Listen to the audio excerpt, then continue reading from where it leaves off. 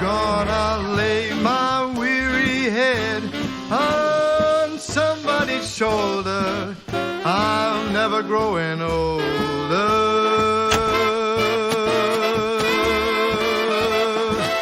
Not by myself.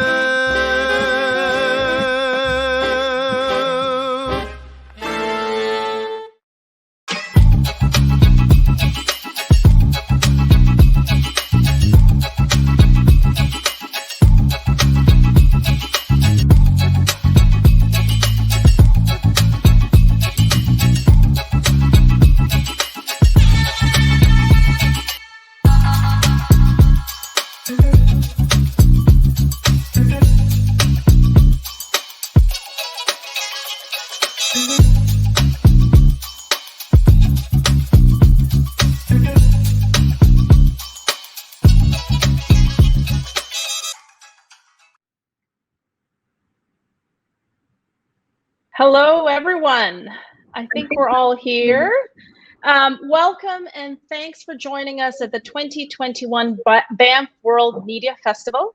I'm Anna Serrano, President and Vice Chancellor of OCAD University, and I'm delighted to be here. It's like coming home to be part of BANFF once more and speaking with this esteemed group of media executives leading the virtual production boom. Joining us today, so what I'm going to do is I'm going to call out your name, and if you could like do the woot woot while I call out your name, that would be great. Joining us today are Brandon Block, founding partner and executive producer with Home Team, Christina Heller, CEO of MetaStage, Raja Khanna, founder of Dark Slope Studios, Miles Perkins, industry manager of Epic Games, thanks Miles, and a key member of the Unreal Engine team, and Rick Parado, VP of Business Development at William F. White International. So normally, you know, when we're all together, what would happen is I'd invite each one to introduce themselves. But because I know most of you just want to get to the meat of the matter, we're just going to launch right in. And basically what we have is a group of individuals who are dealing with the following items, okay? So how the way we work has changed. So initiatives that sort of show us how the way we work have changed, how the process of work has changed, how we make stuff has changed, right? And how the stuff we make is now new. So it's really a whole gamut of not only expanding on how we work, but also like how the nature of work has evolved, but also what these new technologies have engendered in terms of new products and services. So because this is all so confusing, and this is certainly what happened when we just had that very beginning kind of conversation with all of us, I thought I'd begin with Miles Perkins, who's been thinking about this idea of virtual production, or how we make stuff differently now, for a very, very long time. So Miles, why don't you give us a taste of what you do at Epic Games, and also give us a, start to maybe unpack this notion of virtual production for us. Yeah, so thank you very much. Just by way of kind of my journey, I started off at ILM and Lucasfilm, spent about 23 years there. Went into Silicon Valley, where I did some work with a early startup VR company. And then I like to say that I came back to Epic Games.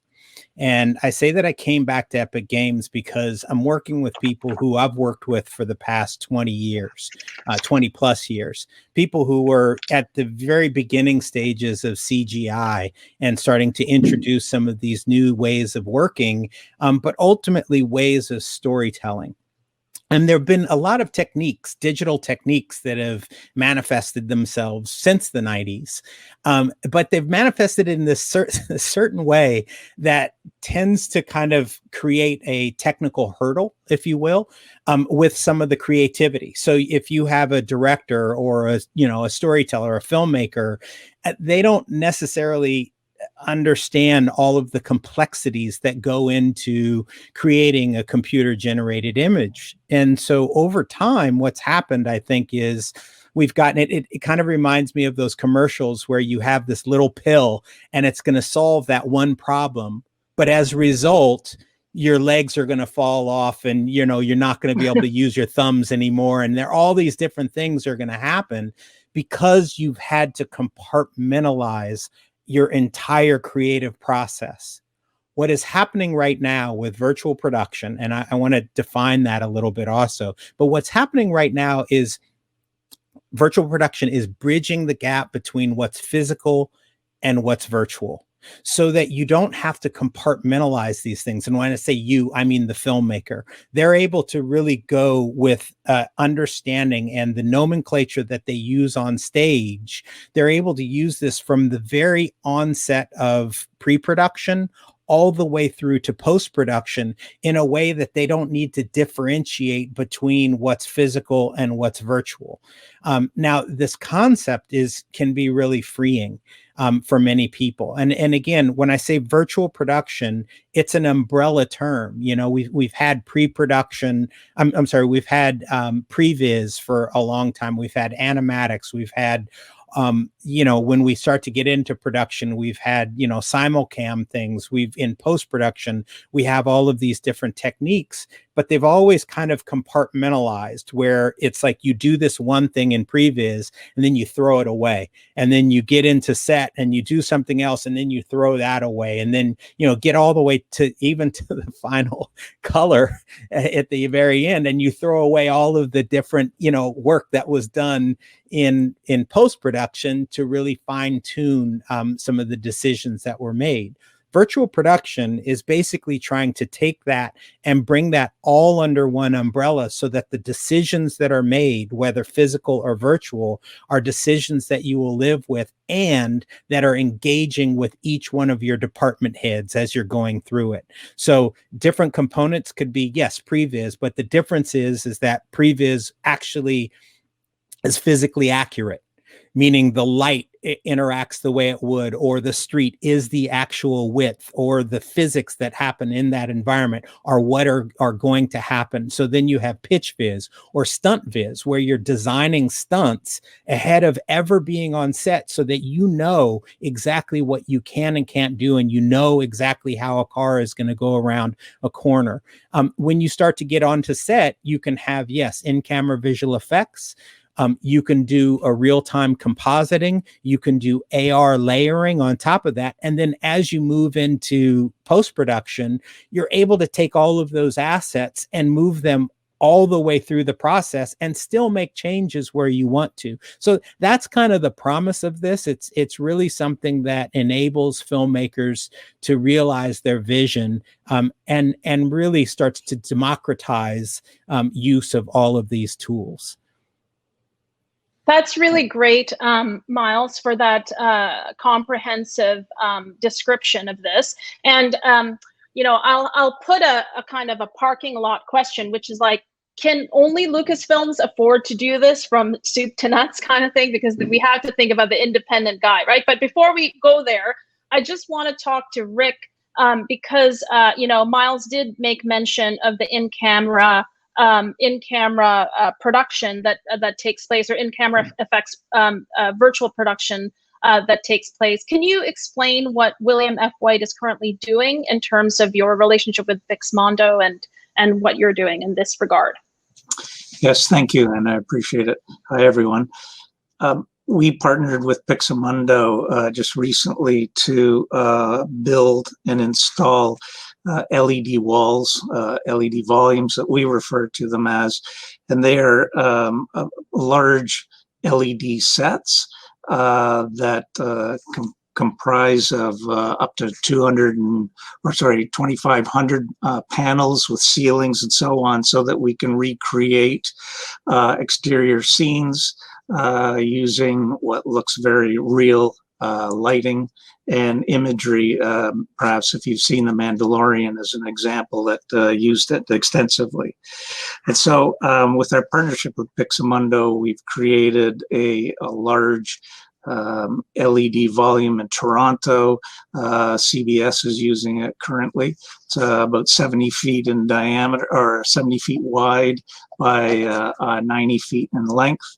And it has 1,800 wall panels. We're just completing one this evening, another one in Toronto, a little bit smaller, and then we're building another one in Vancouver, which we believe is one of the largest in the world. But essentially, it's a great product. It's a great tool to recreate scenes for productions that can save money, save a lot of travel time, save a lot of production time, where they can be in the Swiss Alps in the morning and they could be out in the Cuban beach in the afternoon, if you will. So it's an awesome way to create reality, but still be within the studio compound. And could you just talk a little bit about how, comprehensive the pre-planning for that would have to be? Like, in a weird way, by having these in-camera effects, you need to plan quite carefully to make it work. And so by virtue of using these in-camera effects, LED volumes, you're being forced to do virtual production from start to finish in a way, right? So could you just talk a little bit about that? The pre-production work is quite extensive.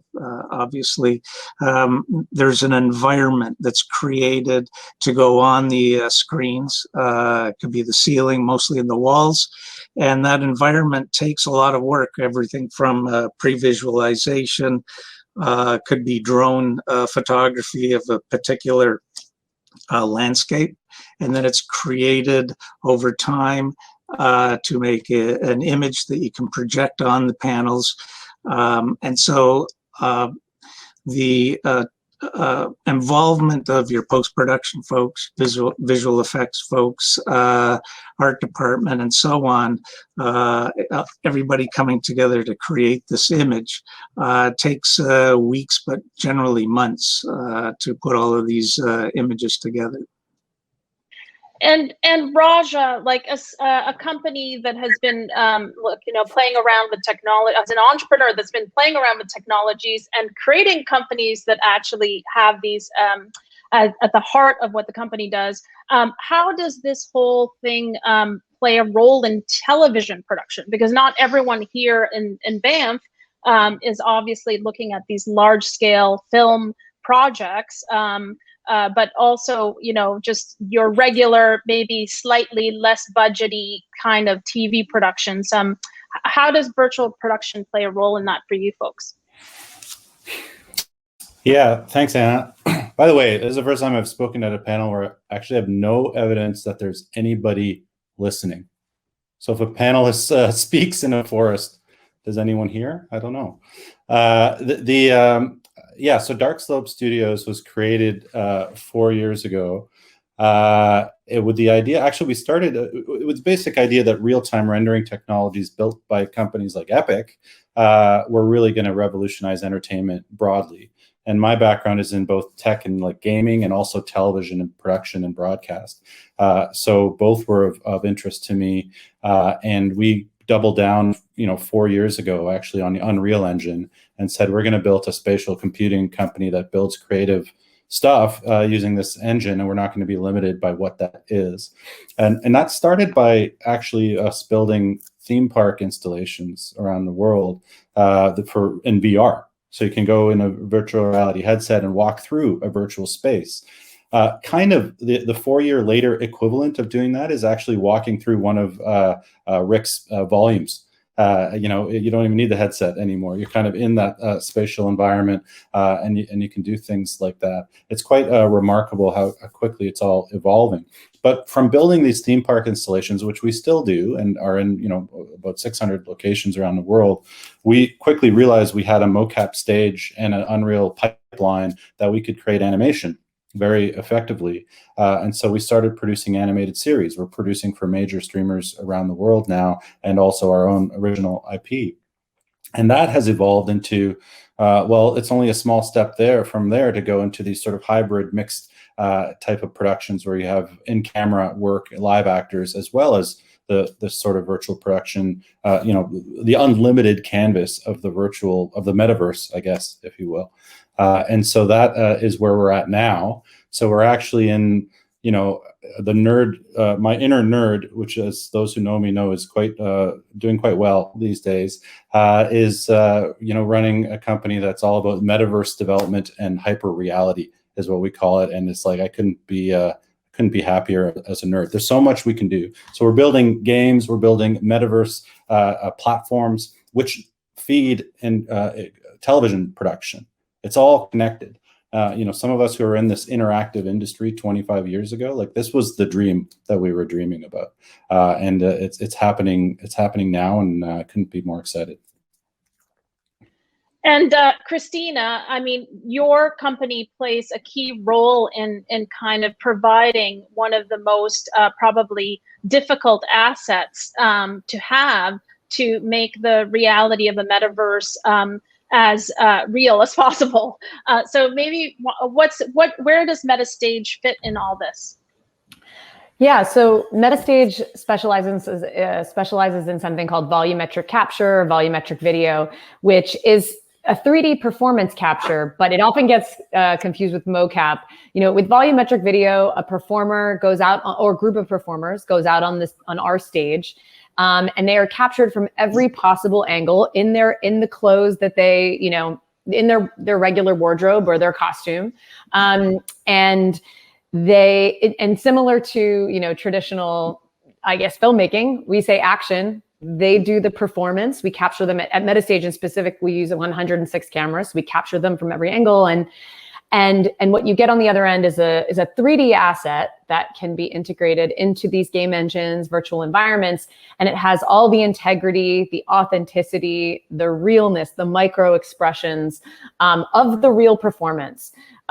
Traditionally, it's been very challenging to recreate people authentically in 3 dimensions. We often see a lot of cartoon avatars, which are great. And I will say, obviously, we've seen some incredible leaps in in the world of synthetic avatars, especially this year.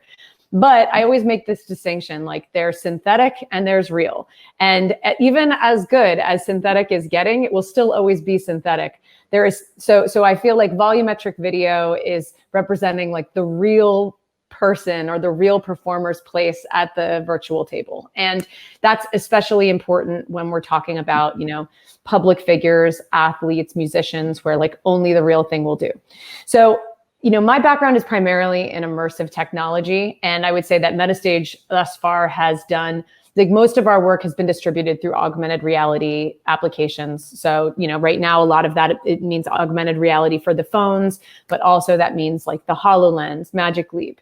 And as display technologies improve, all of the work that we've done over the past 3 years will, automatically upgrade to the new display technologies. So, one of the things I just kind of wanted to throw out there that I think is an important point to make is that, virtual production and immersive tech go hand in hand. All of those beautiful worlds that you build for those productions can now become immersive environments that can be enjoyed in a headset on, an Oculus Quest or a Vive. And so I think that, as we kind of move more and more into virtual production, it behooves creators to think about, alternate realities that they can create for viewers and new ways for them to engage with these worlds since they're already built. At MetaStage, we have done I would say in the past year was really when we started using our, volumetric performances in virtual production environments. We actually just did a shoot this past week with a celebrity that's just for a framed commercial. It's not for an immersive application, but there's still ways to go till we get that like cinematic realness that I think people expect when they're watching like a movie, for instance. So, with the right creative team, volumetric video can be used in frame productions and is being used in frame productions, music videos, etc. But just to set appropriate expectations. I wouldn't say that volumetric captures at the point where you could, film an entire feature length performance this way, and it would look the same as when you shoot it with a super high resolution framed camera. Mm-hmm. That's a really, really great explanation of how, you're basically you're using the same processes to potentially create multiple products. So you might as well start to think about what multiple products. So it's a dream of transmedia. I mean, that's another way to describe it. You have to think about that. In the meantime, I mean, you folks are squarely in the virtual production space, but in the meantime, what we've found is we've also been separated by distance, and we have become fragmented professionals fragmented by space and time, if you will, and we have to still work together. Brandon and home team are really approaching production, yes, to a certain extent virtually, but also remotely. So Brandon, do you want to speak a little bit about how your company is really has benefited?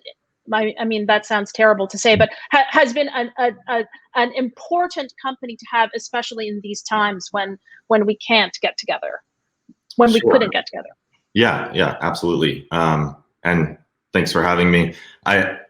It strikes me that I'm kind of like the odd man out in this panel, because I have no idea what you guys are talking about with all the technology and everything.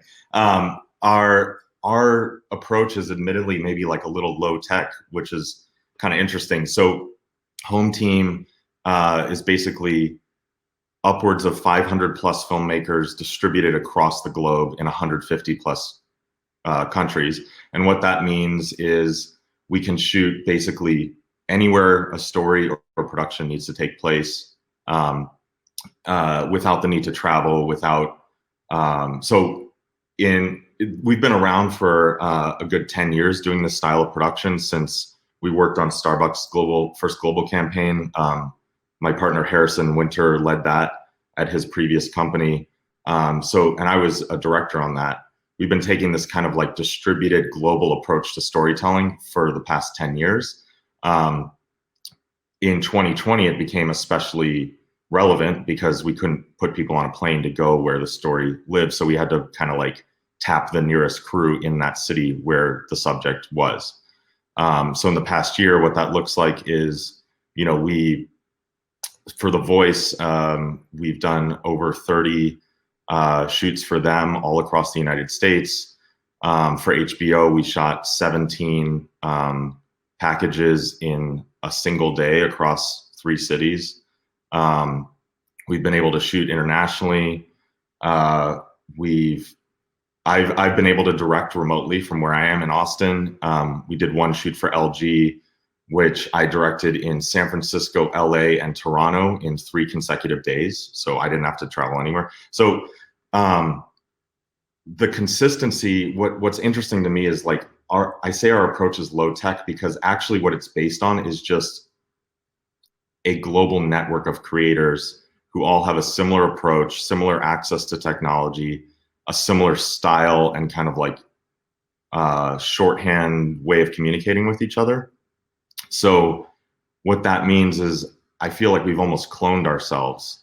And it's happened because, if you want to start talking about technology, it's happened because the prices of cameras have come down.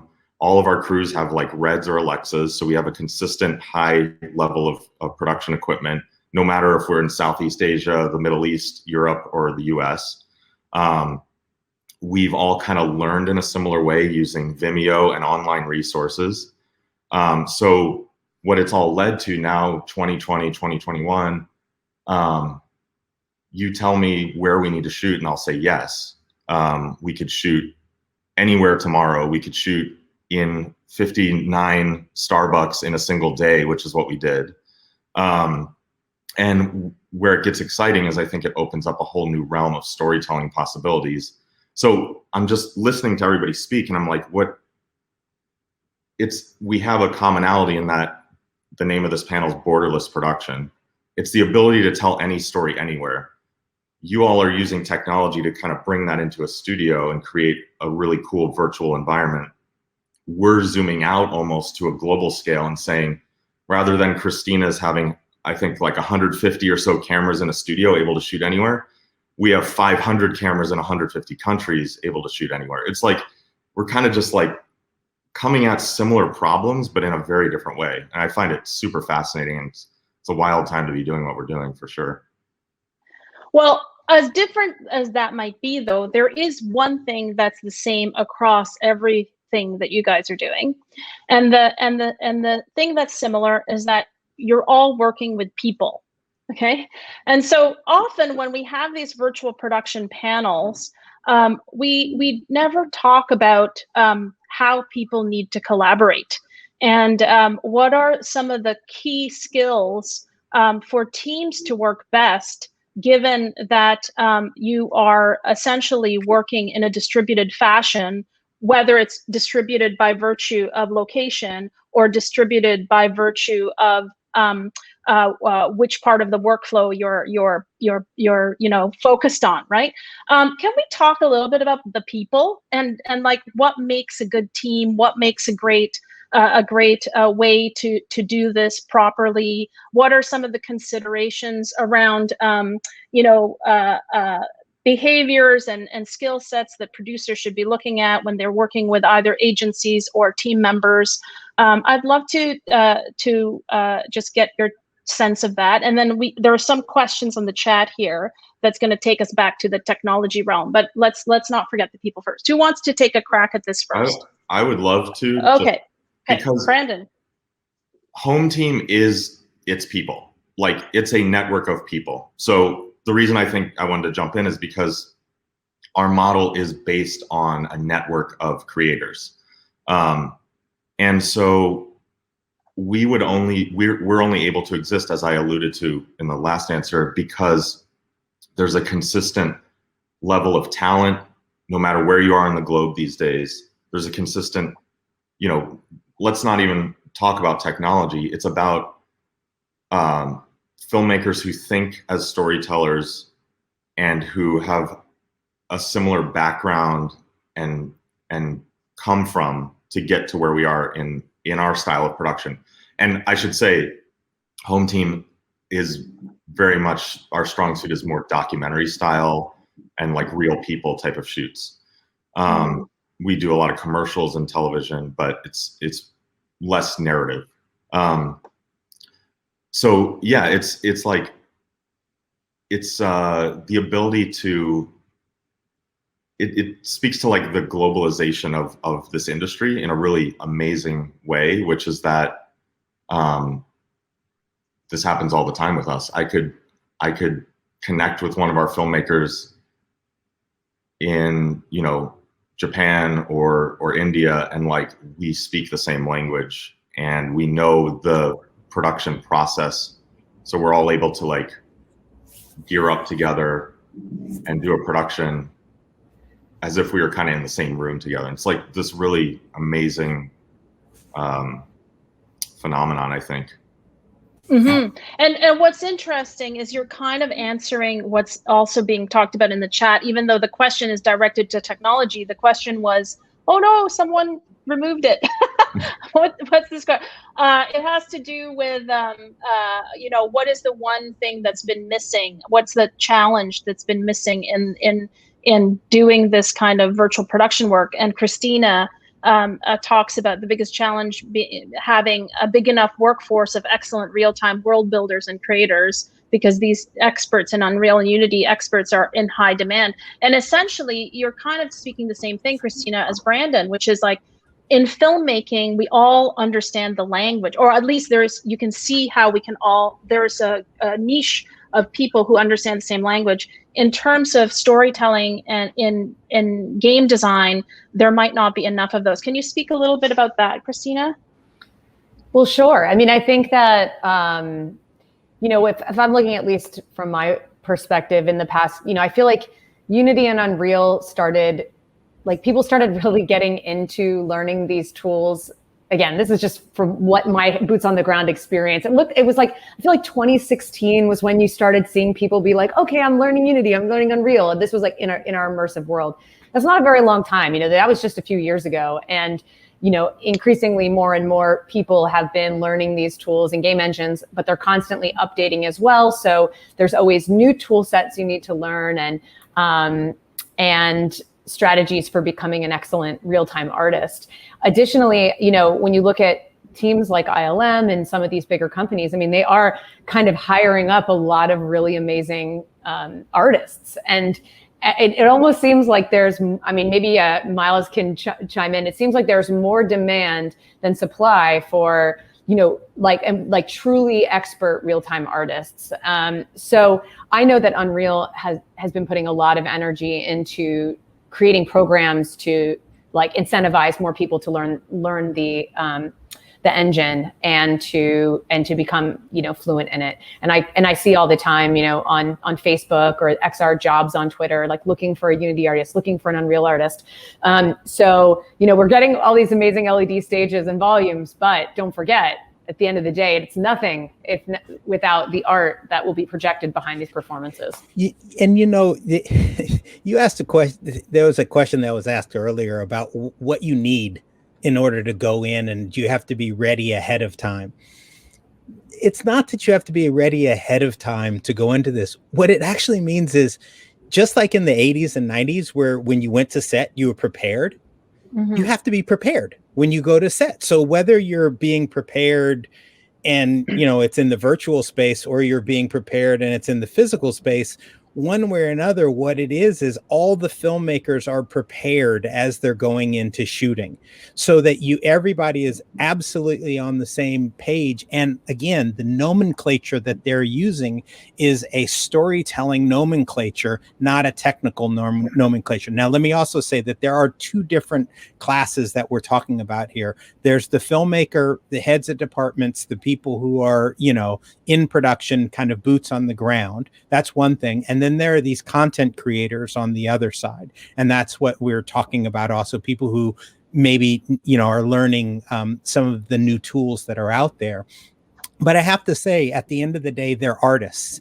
And I'll never forget Ty Ruben Ellingson early on, like in the Jurassic Park days, we were talking because the art department was starting to use Photoshop more than he was actually using his pencil. And he said, you know what, Miles? He goes, I'm just a caveman painting on a wall. It's just that I have a lot more colors.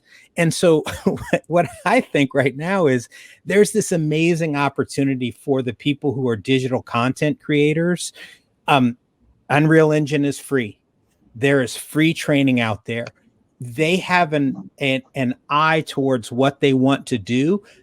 It is really independent of the tools. There are those people who want to paint by numbers, and then there are those people who want to be the people who figure out puzzles. And I think right now is a good time for those people who want to figure out puzzles. They want to try to figure out something that hasn't been done before, or figure out how to use tools to help tell their story. I think that we're in this amazing like period of creativity where we're going to see things that transcend the silver screen, things that are existing both on, in the linear media, but also in experiential and in the game space. And the thing that is going to be the commonality there is going to be this ability for filmmakers or storytellers to work hand in hand with the technical people, where technology isn't a hurdle. And again, I want to just reemphasize, I'm not talking about something that takes, hundreds and thousands of dollars or millions of dollars. I mean, some of it is always going to, but like I said, you can download the engine right now.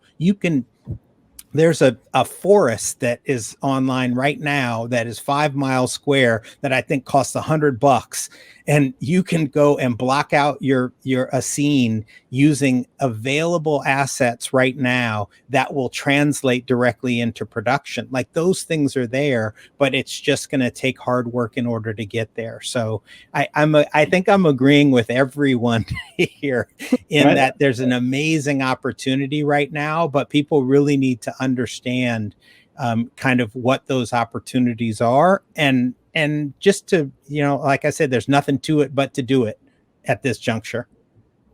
Raja, you were gonna say something? Yeah, I'd love to jump in there. This is what this is all about. This technology. I mean, we love Unreal Engine and Epic. We've doubled down on it, but ultimately it's a tool. It's like a bigger, better hammer. Well, you can build all kinds of things with a hammer. So this is about for us has always been about unleashing creative potential.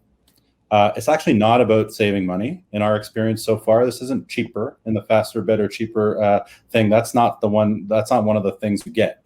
You do get faster and you do get better, in my opinion, and especially better in terms of the creative potential for a creator.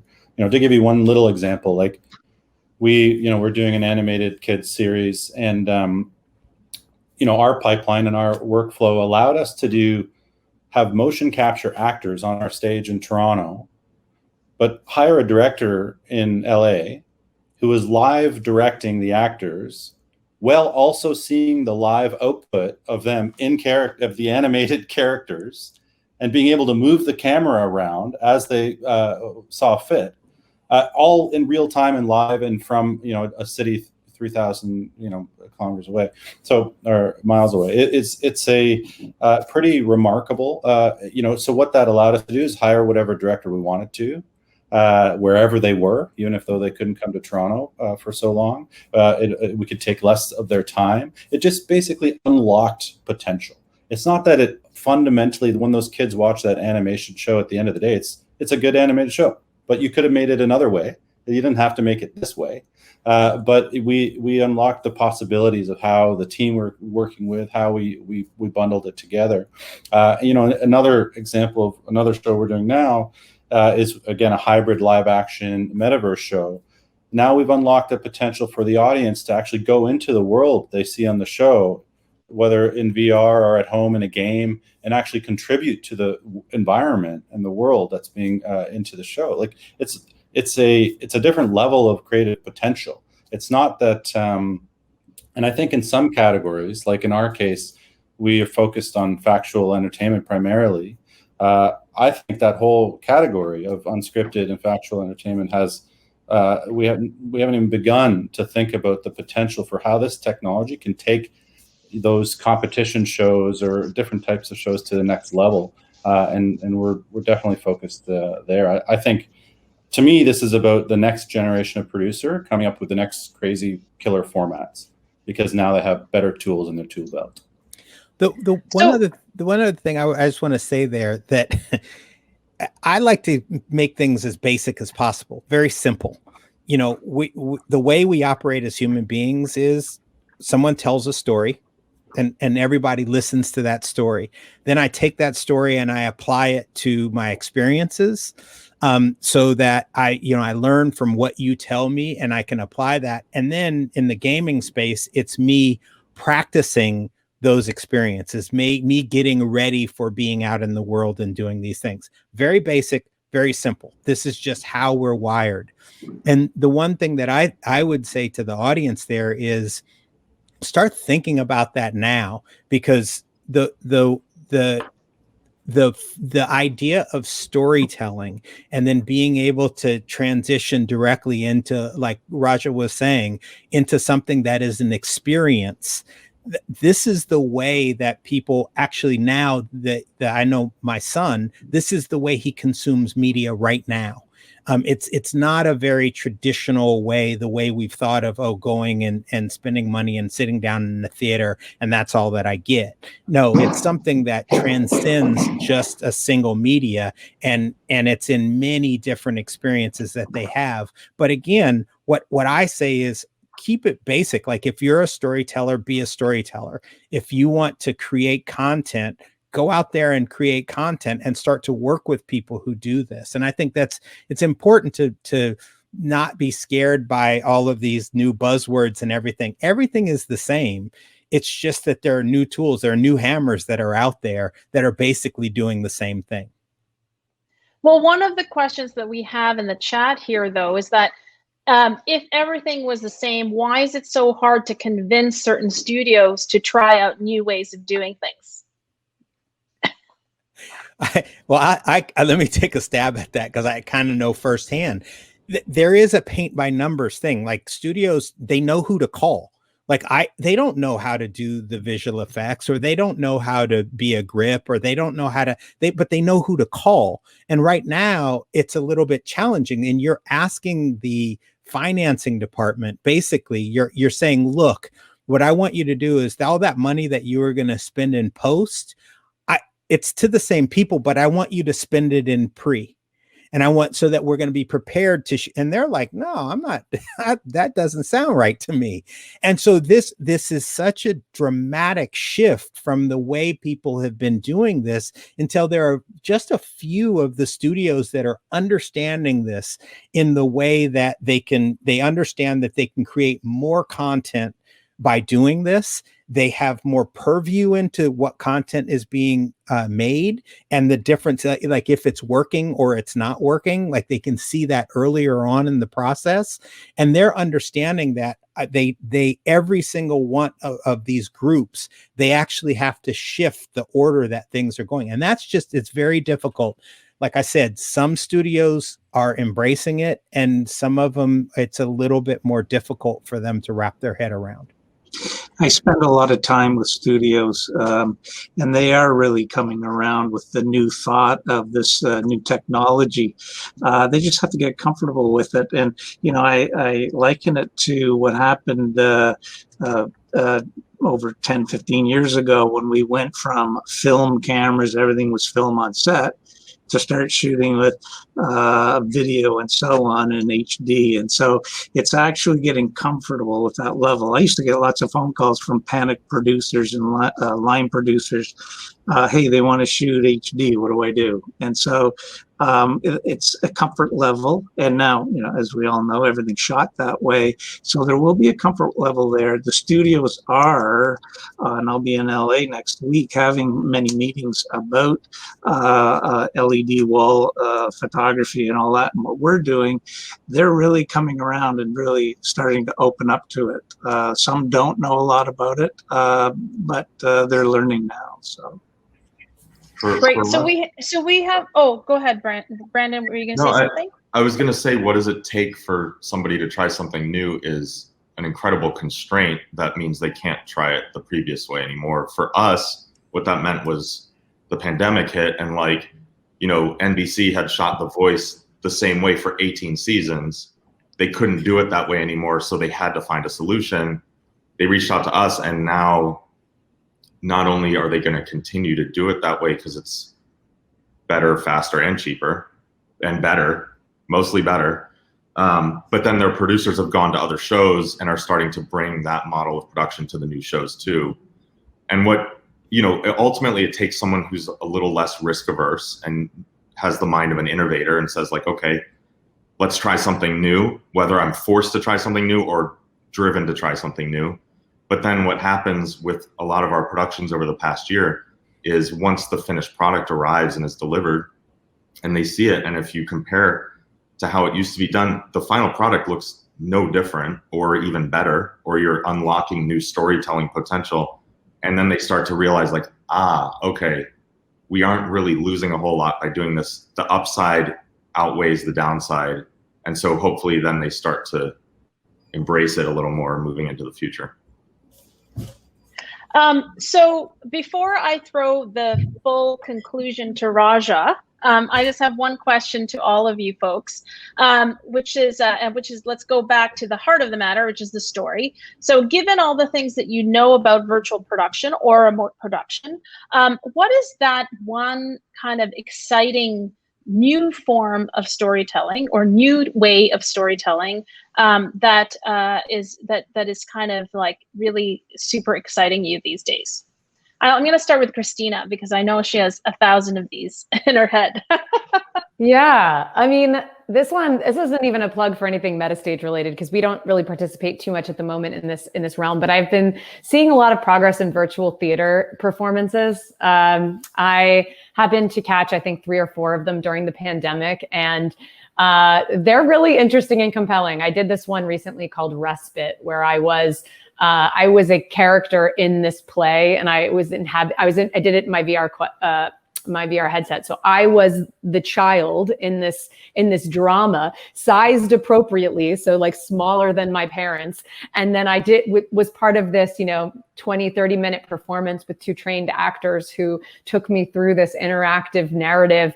And I participated. And I was really, really moved. I felt that it reflected a lot of the same emotions I feel when I'm in an actual theater performance. So I'm excited about, the innovators who are working in this space, and excited to participate in more of these as the medium develops. Great. Miles? Yeah, for me, I kind of talked about it a little bit, but this concept of the metaverse is something that is big. And to me, again, I'm very basic in the way I look at it, and it's cable TV is all it really is. It's just that you're actually operating it with a game or in a headset or whatever it is. But in essence, you're going into this place where you're able to consume and have either look at linear content, have an experience, or play a game, all within the same platform. And again, to me, it's again very simple. It's very basic. It's what we've always done. Much like the iPhone, it's just bringing together a lot of different technologies. It's not that it's necessarily doing something that hasn't been done before, right?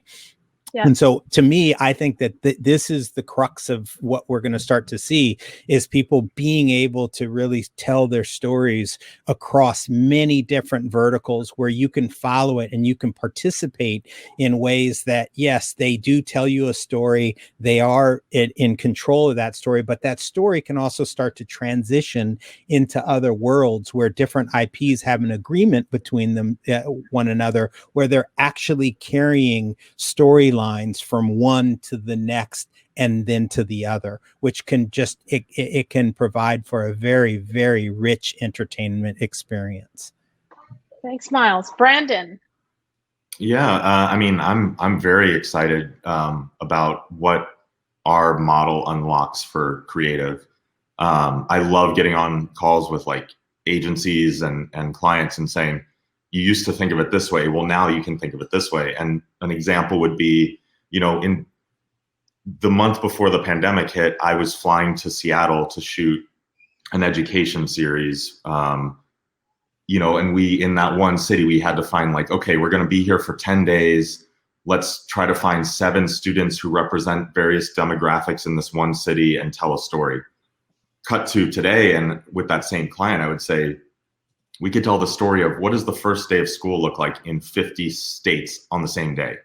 What does the first day of school look like in every country in the world? I mean, it's kind of limitless, and it just requires the creatives to adjust their perception and realize like, there's a tool that exists that allows me to tell a story anywhere in the world. And it's exciting to be doing this in a time when I think the world is going through a lot of common experiences with the pandemic and how it's affecting everybody in a similar enough way, no matter where you live. We could tell really rich stories across the entire globe. It doesn't just have to be in like major film production markets anymore. Great answer. Rick? That was a great answer, actually, Brandon. Thanks.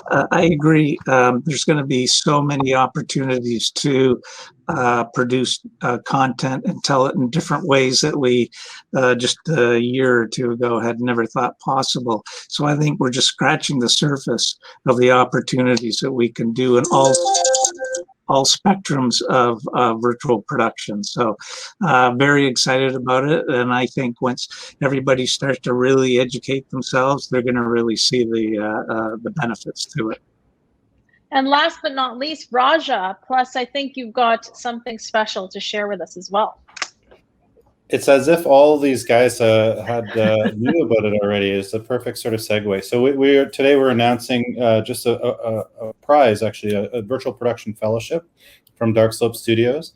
We're looking for concepts and ideas, specifically in the factual entertainment world, the unscripted world, of how you can, from creators, we want them to pitch ideas in terms of how they could use the type of technology and tools we're talking about here on this panel to create the next killer reality format.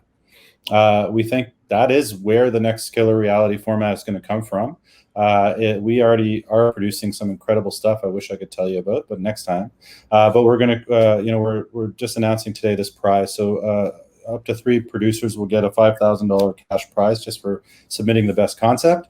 And there's no obligation to work with us on that. You get to keep all your IP and all that fun stuff. We're going to award at least 1 prize, but I hope 3, depending on the number of submissions we get. And you'll find more info on darkslope.com. Well, on that note, thank you everyone for a great conversation. And I'm supposed to say some stuff. and I hope that you this is not the last time we meet, because I really enjoyed it, and I look forward to seeing you in life, real life, soon. So just wanted to let you all know that there are live sessions running all week, and you can catch this and many other BANFF sessions anytime on BANFF On Demand. So thank you, everyone. Looking forward to seeing you all soon. Bye. Thank you.